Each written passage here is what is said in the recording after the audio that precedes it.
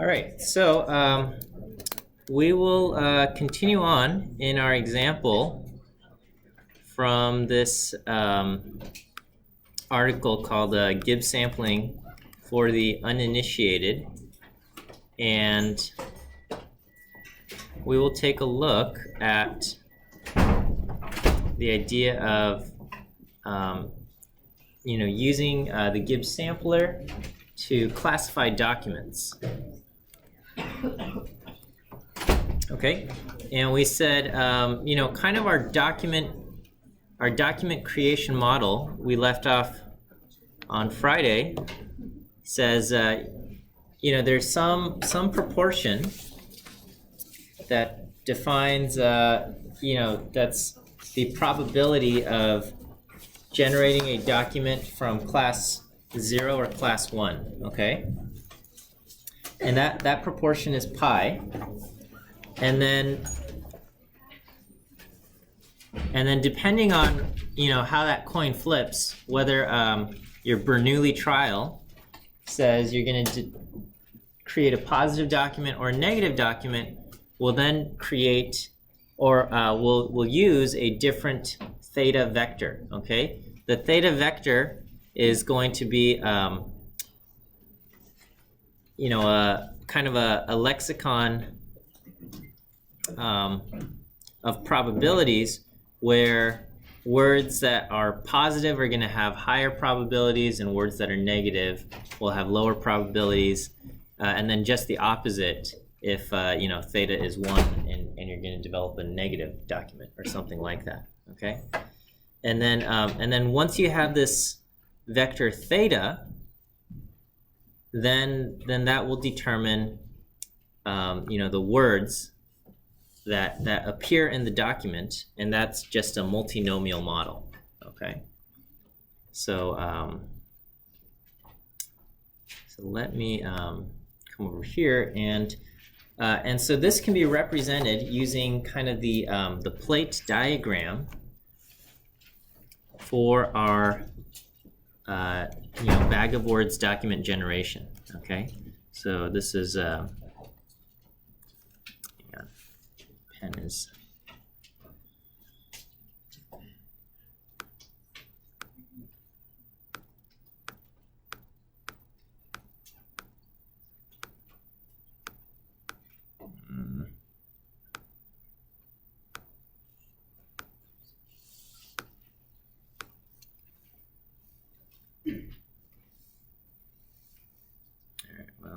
to do the best I can with this. Okay, so we've got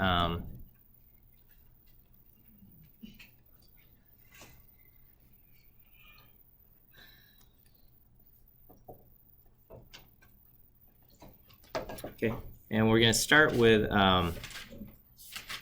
basically you've got parameters alpha and beta. These are the shape parameters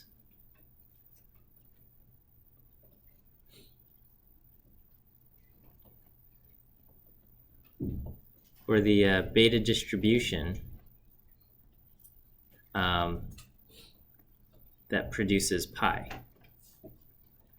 Okay, and pi, so we're going to gather these though. Instead of having to list out alpha and beta, these are going to just be called gamma sub pi, okay? Because for a beta distribution, you have two shape parameters, alpha and beta,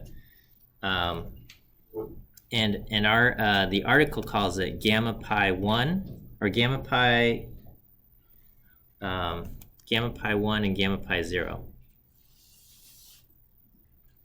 Right, but basically these are the two shape parameters. They're just we just changed up the letters, okay? Not a big deal. They are the shape parameters that determine the value pi, right? And pi itself, this is the probability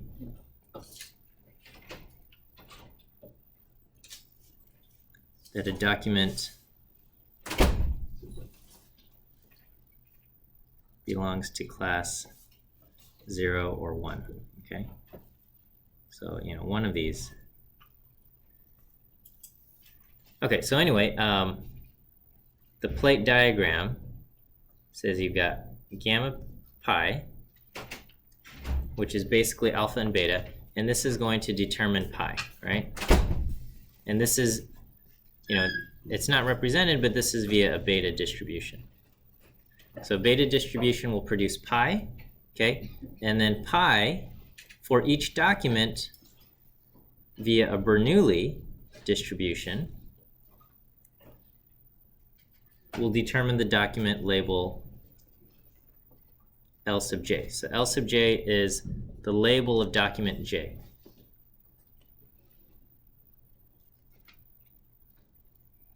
Okay, either a 0 or 1. Okay, and to represent that this happens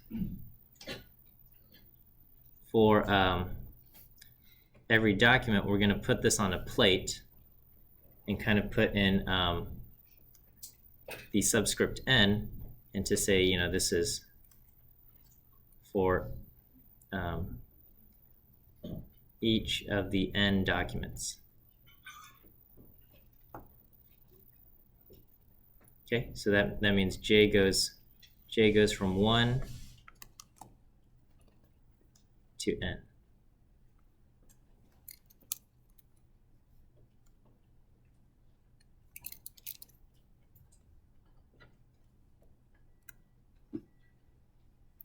Okay, and then and depending on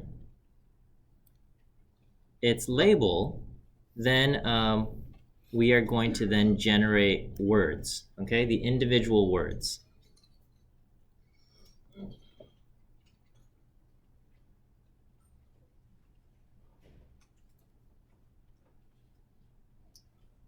And this is generated via a multinomial.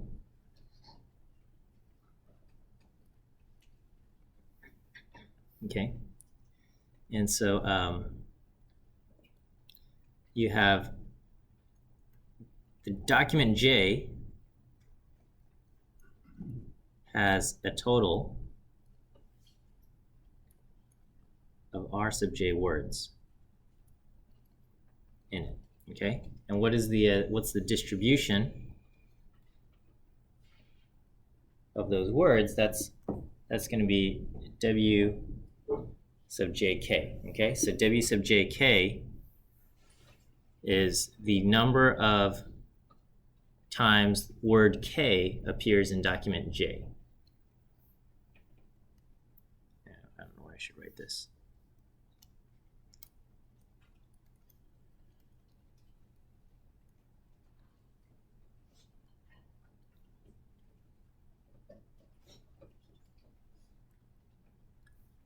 Okay, and then over here, in order to kind of determine the probabilities of each of these things, we have two theta vectors.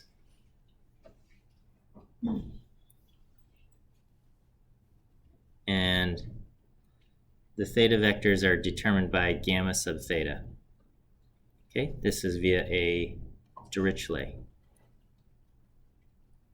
Okay, just like the gamma sub pi determines the beta distribution, we have a Dirichlet distribution that determines the vector theta, and the vector theta is the probabilities of each word.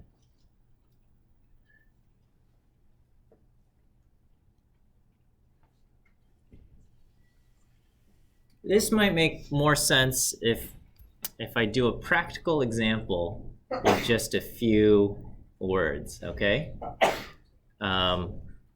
So we'll keep it simple, all right? So we'll pretend like we're in this, we've got the simplified English language, and there's only, I don't know, 10 words or something in it, okay? We're gonna just, we're gonna pretend there's a total of 10 unique words or something in our language, and we'll talk about, how documents can be created. Okay, so we'll pretend, so just for an example, all right? And so I posted homework 6, and basically you're going to code this up yourself, okay? And I've got a lot of the beginning part set up, and then and then you'll code up the Gibbs sampler part. And I've chosen, here, let's go ahead and take a look at the homework assignment. Because, you know, you can be thinking about your homework as we're working through this. Not the answers, but so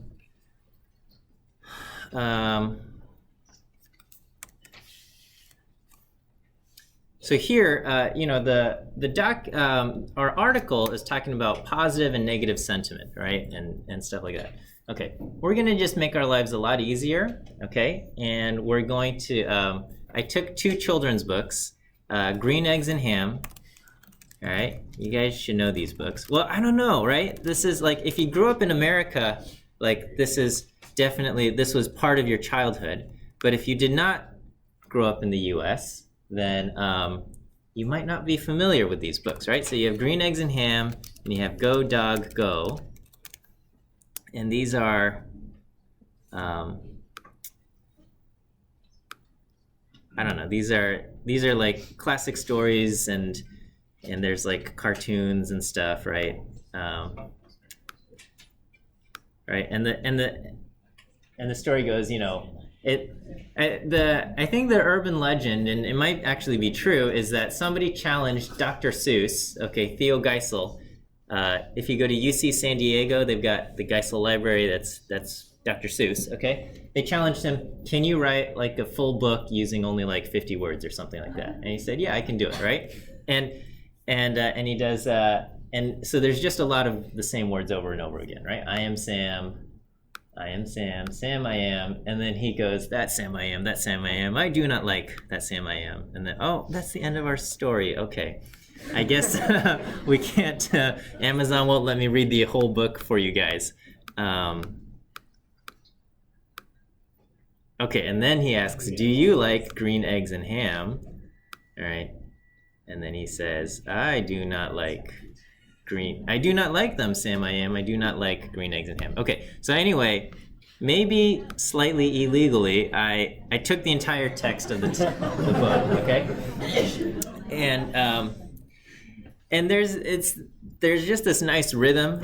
I highly recommend that you at least read through it and appreciate the rhythm and poetry of Dr. Seuss, right? They go, you know, would you like them here or there? I would not like them here or there. I would not like them anywhere. I do not like them. Do not like green eggs and ham. I do not like them, Sam I am. Okay, and that's gonna form document 1, right? And then document 2 is going to be, would you like them in a house? Would you like them with a mouse? I do not like, and then he responds, I do not like them in a house. I do not like them with a mouse. I do not like them here or there. Okay. And so anyway, this is, that's Green Eggs and Ham. On the other hand, you have Go Dog Go, another excellent book. I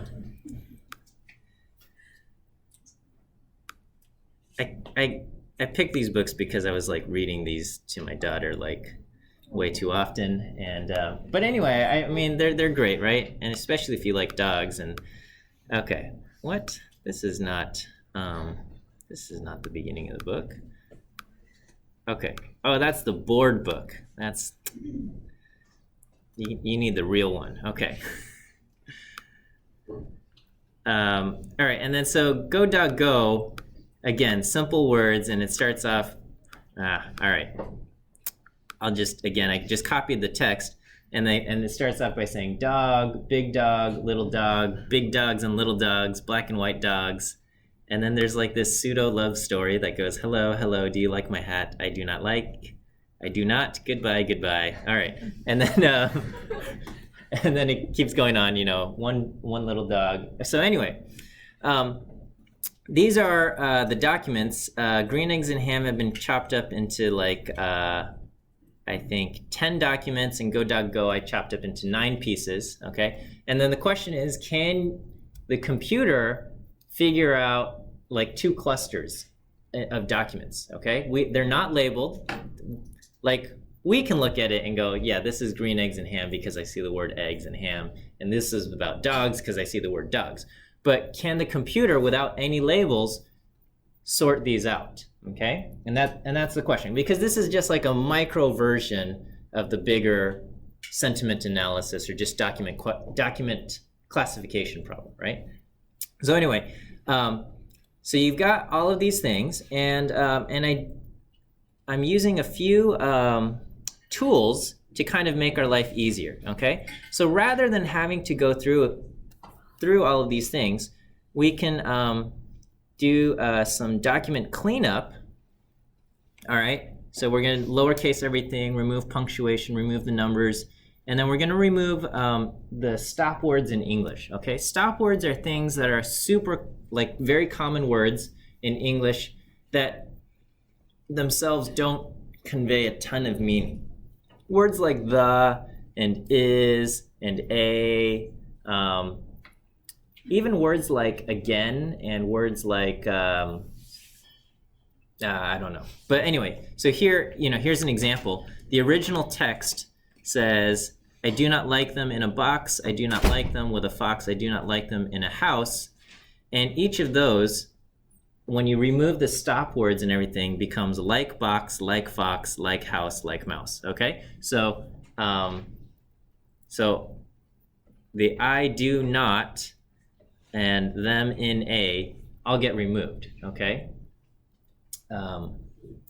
And you might feel like removing the word not is important, but again, because it's a bag of words model, we can't look at the position of the word. And so the word not, its meaning is entirely dependent upon where the word not is placed, right? And so if you remove the positioning of the words, then not is no longer indicative of positive or negative sentiment or things like that, okay? And so when we remove them, we do that, okay? There's also stem document, okay?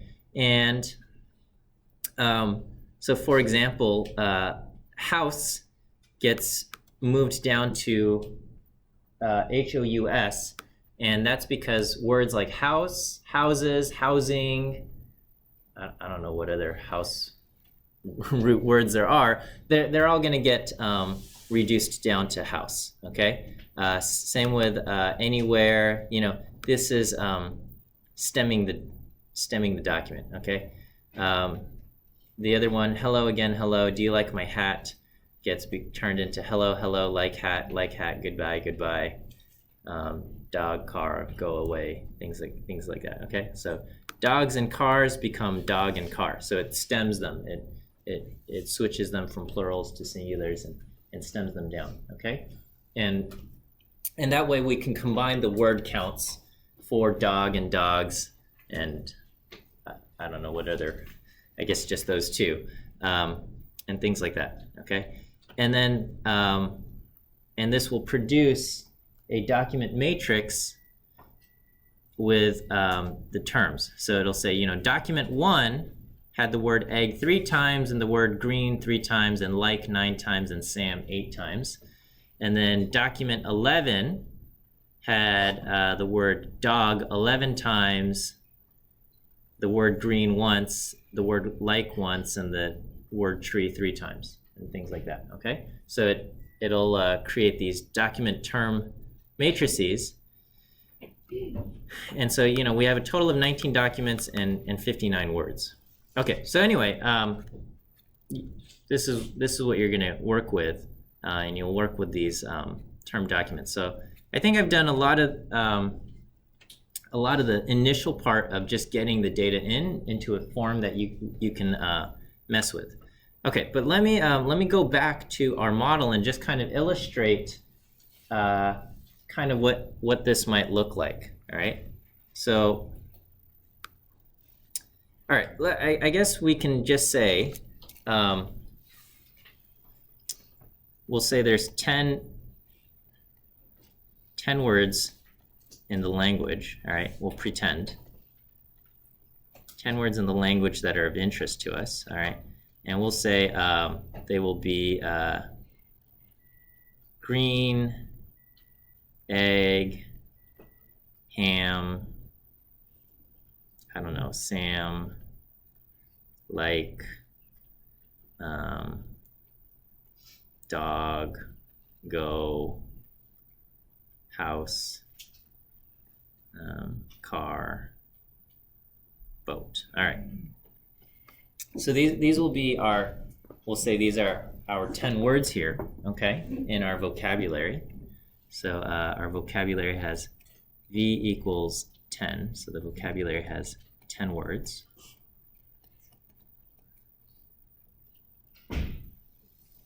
And okay, and then so we've got some, we're going to have a beta distribution. But anyway, you're going to have to generate a theta, okay? So these are our 10 words, and we need a theta to represent theta 0 and theta 1. Okay, and so we might say theta 0 will represent green eggs and ham book, a ham document, and theta 1 will be a go dog go document. Okay, and so theta 0 and theta 1, I don't know, green, maybe we'll say, I'm just gonna make something up here, right? Like 0.18, 0.18, 0.15, 0.12, I don't know, and then these have to add up to 1, so what's left over? 2, 6, and 8 is 14, 19. So I've got 19 points to distribute here. And so we'll say 01 and 05 and 04. So that's 10. And okay, I just made something up. Okay, so this could represent the probability of words for a document that belongs to green eggs and ham. Okay, and then on the other hand, for go dog go, maybe this has you know, a fourth of the words are go and dog, and yeah, I don't know, half of the words are this, and then we'll say 15% and 10% and 10%. I don't know, what's this? How much do I have? 15 and 30. Okay, 15, and so I don't know, 0.05, 0.02, 0.02, and 0.06 or something like that. Does that add up to 1? We'll pretend this adds up to 1. I think it 30, 50, 10. I think. Okay. Maybe I added them. Did I don't know. Can somebody add them up? Huh? It's too much? Yeah, too much. Too much. Okay. All right. We'll just.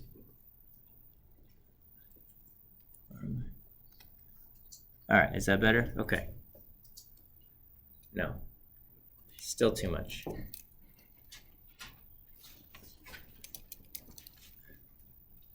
Okay. There we go. All right, so we're going to pretend this is how it goes, and so the words. Okay, so you might have document 1. So this is J equals 1. Okay, so and we'll say L sub 1 is going to be 0. So document J is a green eggs and ham. Green eggs document. So according to our model, then the words for document 1 are randomly drawn from theta 0, okay? The words in document 1 are drawn from a multinomial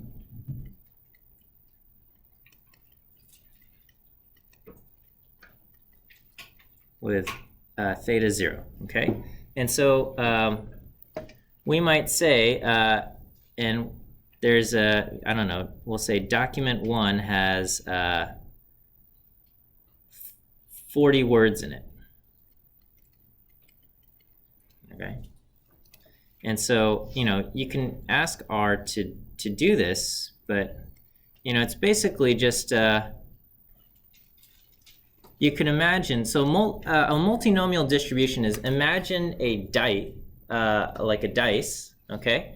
But its sides are cut in such a way that, the dice has 10 sides on it, labeled green and egg and ham and Sam, but the faces of the die are cut in such a way that it's going to land on green 18% of the time, and it's going to land on dog only 1% of the time, okay? So you can imagine just this not evenly shaped die that when you roll it, even though it's random, which face it lands on is uneven, okay? It's going to land on certain faces more often, okay? So then we ask, how many times did it land on the face dog, and how many times did it land on the face green, okay? And so that would be, I think there's R multinom, yeah. So you have to give it your side n, how many vectors to draw. So we'll just draw one vector, a size of 40 values, and then prob is the vector of probabilities, okay? So we're gonna have theta 0 is equal to, 0.18, 0.18, I forget what I said, 18, 15, 12, 1, 5, 4, okay.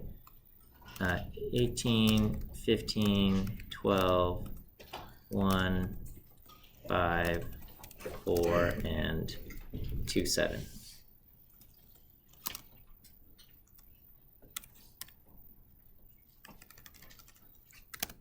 All right, so I'll do sum theta 0 just to make sure it adds up to 1. Yeah, indeed. Okay, so I've got theta 0 is this, and then I would just ask for R multinom.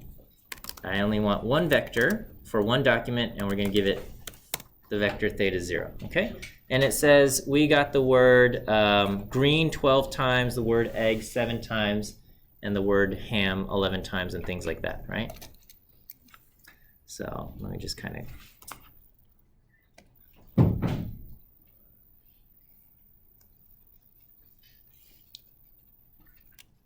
Is this okay? What's happening here?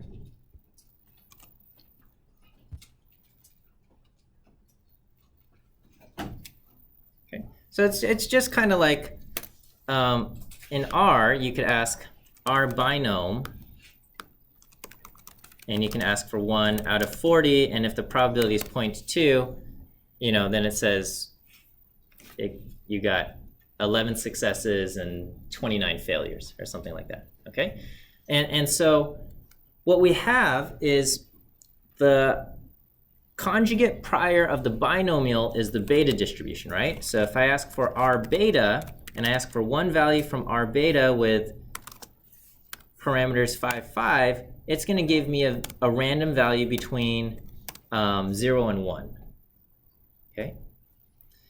You have something called, I think I have to...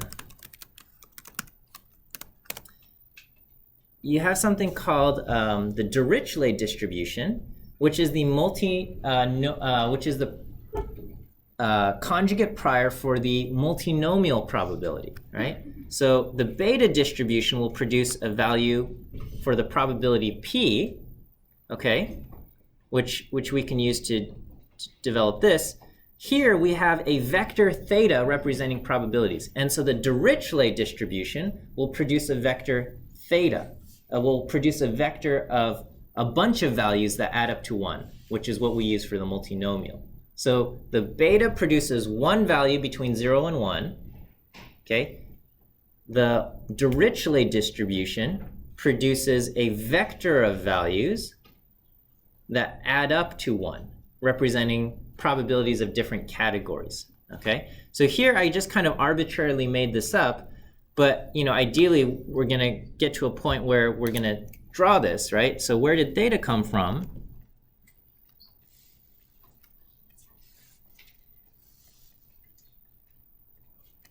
Okay, theta gets drawn from a Dirichlet distribution.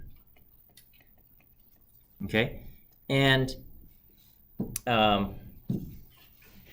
here you're going to have to give it kind of a vector of like pseudo counts.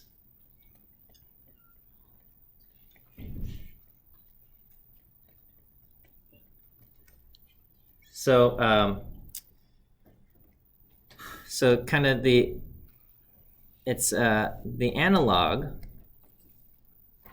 is the beta distribution, right? So the beta distribution has just two shape parameters, an alpha and a beta, which we can think of as pseudo counts of success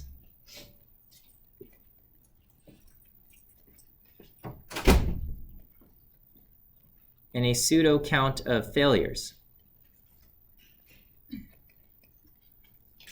Right? So when you say, like, I've got a beta 8, 2, this is going to generally produce values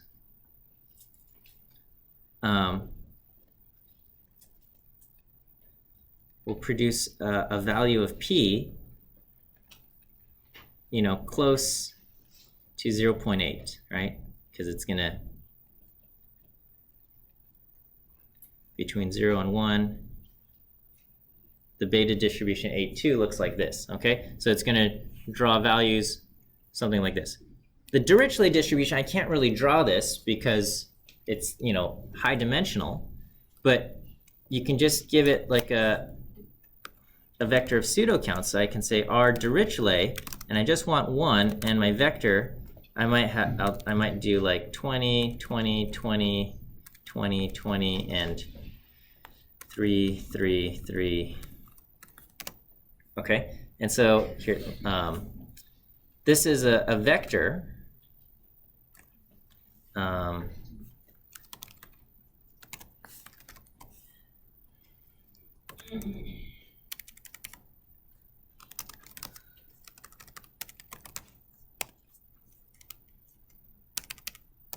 Okay, so theta is kind of my my vector, and if I ask for what's the sum of theta, it's going to add up to 1. It's going to give me back 10 values, okay? So it's kind of like,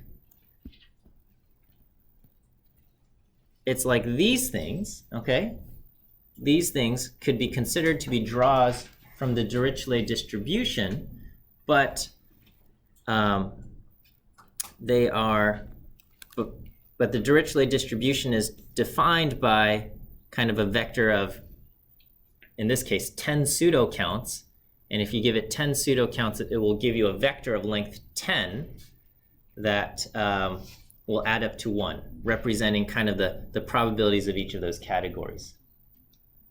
Okay, so here when I gave it pseudo counts of 20, 20, 20, 20, and 3, 3, 3, 3, 3, you know, the first 5 values have much larger values, around 10 and 20% there, and then the smaller ones of 3, 3, 3, 3 have values between, you know, around 2 and around 2%. Okay, and so this could represent, you know, the first word appears with probability, you know, 10%, 12%, 24%, something like that, and then the other words appear with lower probabilities. Okay, so the beta distribution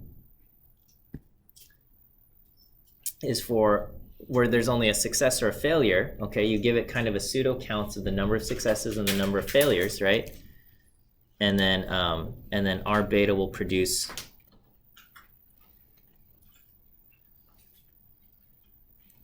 a p between 0 and 1,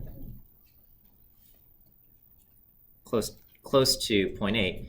The theta is defined by a Dirichlet distribution with a vector of pseudo counts, and theta will be a vector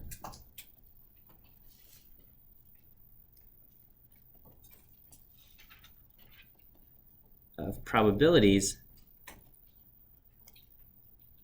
that will sum to 1, okay, representing the probabilities of each of these words.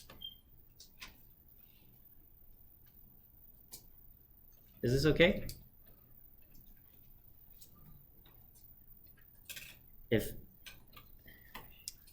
the Dirichlet distribution can be a difficult thing to understand, you know, especially like if you go up to like Wikipedia and you look up Dirichlet distribution,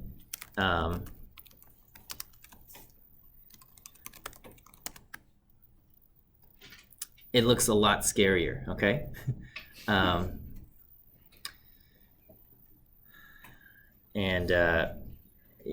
I mean, it feels scary, okay? But if you just think of it as kind of like a bunch of binomial distributions, so that all of the probabilities add up to 1, that's kind of like a good thing. It's not independent binomial because they all have to add up to 1, so degree of freedom is taken away. But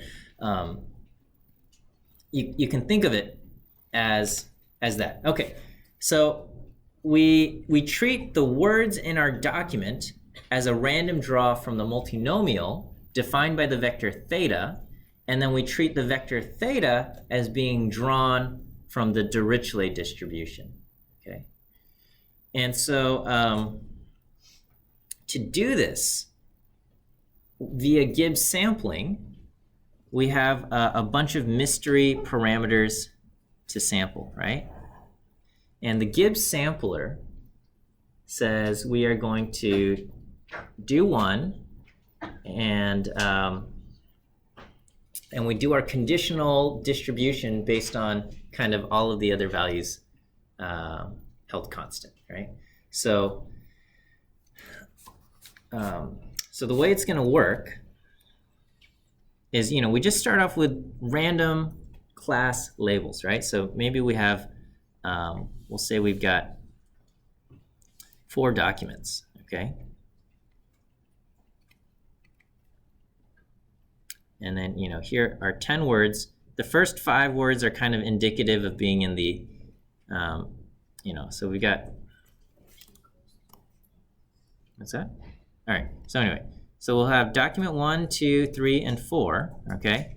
And then the words are, what do we say? Green, egg, ham, etc., Sam, etc., okay?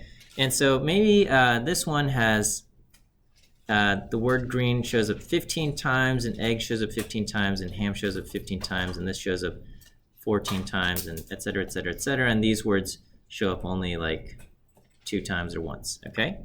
And then here we've got 12 and 17 and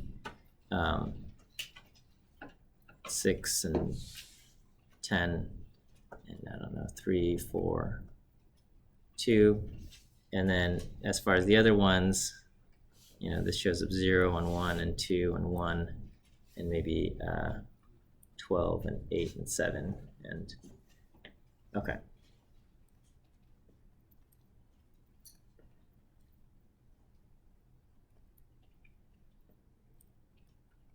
Something like that, okay? So we'll just pretend. I forget what the other words were. House, car, boat for the end.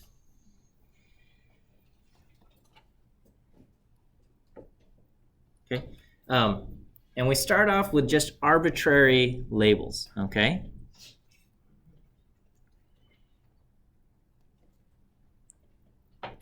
So maybe we'll just say 1, 2, and 3 go to class 0, and 4 is class 1.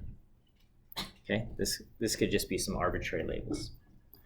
And so, this might, I don't know if this is going to crash on me, because I only have 1 document in this class, but we'll pretend. Okay, so anyway, you've got corpus 0. This is the 3 documents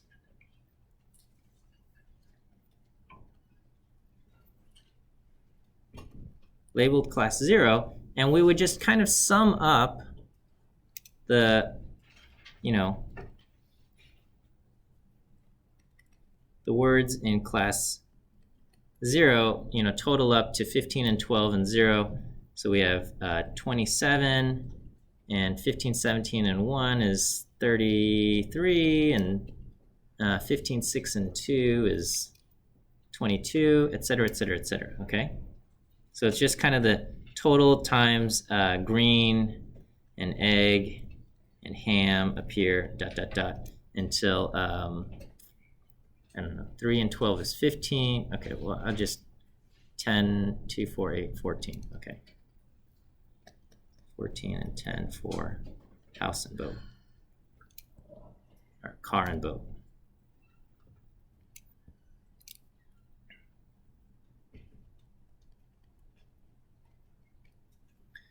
Okay, so the 3 documents are labeled class 0. Okay, so the words in class 0 are this, and then you have basically the words for class 1, which is 2, 4, 1, 3, etc., etc. Okay. And then, and so what we're going to do is, when we do our Gibbs sampler,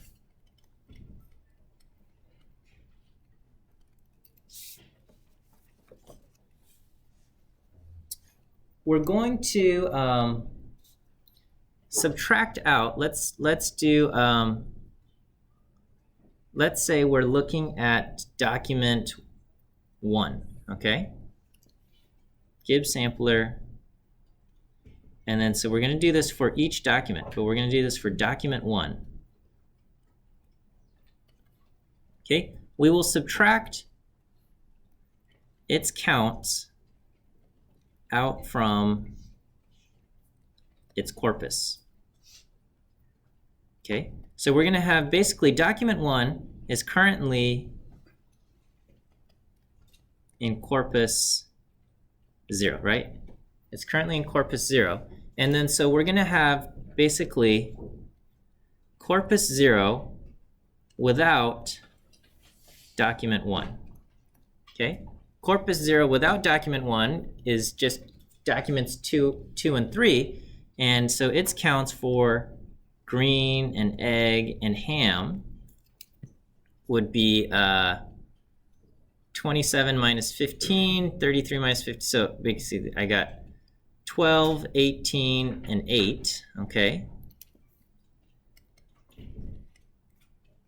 Dot, dot, dot. And then over here for the other words will be 15, 12, and 9. Okay. For car, house, and boat. Or house, car, and boat. Doesn't. Okay. So you've got corpus 0 that without document 1. Corpus 1 remains unchanged. Okay. And then, and so now we say, okay, based on the remaining documents, if I had to kind of guess the probability that document 1, which of these 2 does it belong to, then I would, so compared to corpus 1 is unchanged, which looks like this, 2, 4, 1, 3, 10, 12, 5. Okay, 2, 4, 1, 10, 12, 5, right? 2, 4, 1, 10, 12, and 5. Okay, and then and then document 1 has counts 15, 15, 15, 0, 2, 1.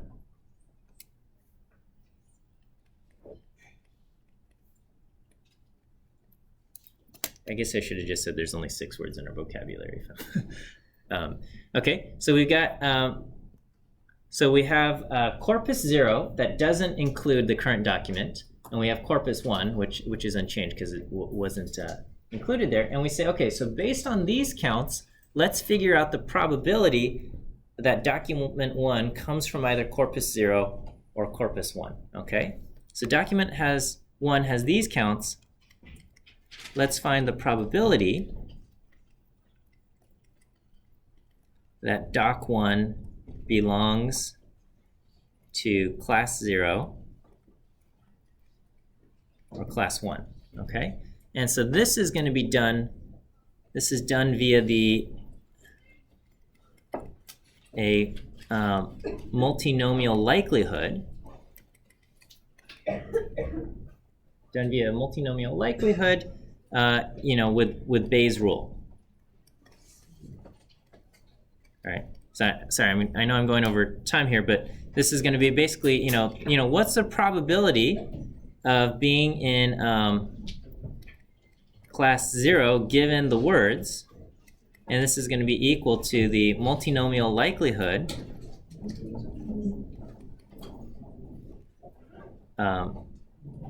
it's going to be proportional to the multinomial likelihood of the words in doc 1 multiplied by the kind of the prior probability of doc 1. I'm sorry, of class 1. Okay, likelihood of words in document 1 given class 0 versus given class 1. Okay,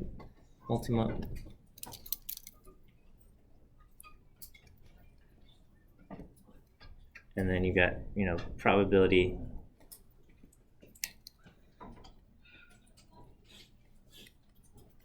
class 1 given the words is proportional to the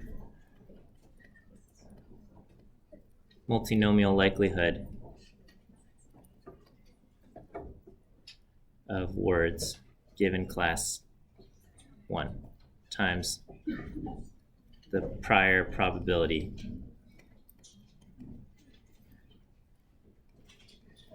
of class 1. Okay, maybe if you're not familiar with the multinomial distribution, I just recommend you play around a little bit with kind of our multinome and our Dirichlet to kind of get a feel for how these things work. But you can think of the multinomial as rolling a die with uneven sides and seeing how many times each side appears after you roll the die a whole bunch of times. And then the Dirichlet is the kind of the prior distribution, conjugate prior, that where you draw from the Dirichlet distribution, you're going to get a vector of probabilities that add up to 1 that show the probability of each category or each side. Okay, we'll pause here for now. Depending on your comfort with reading the article, if you didn't read it this past weekend, you've got to read it. Okay, you can actually tackle the homework now. We'll continue talking about it throughout this week. This is kind of, I think, a neat application of the Gibbs sampler here. Okay, we'll see you guys in a couple days.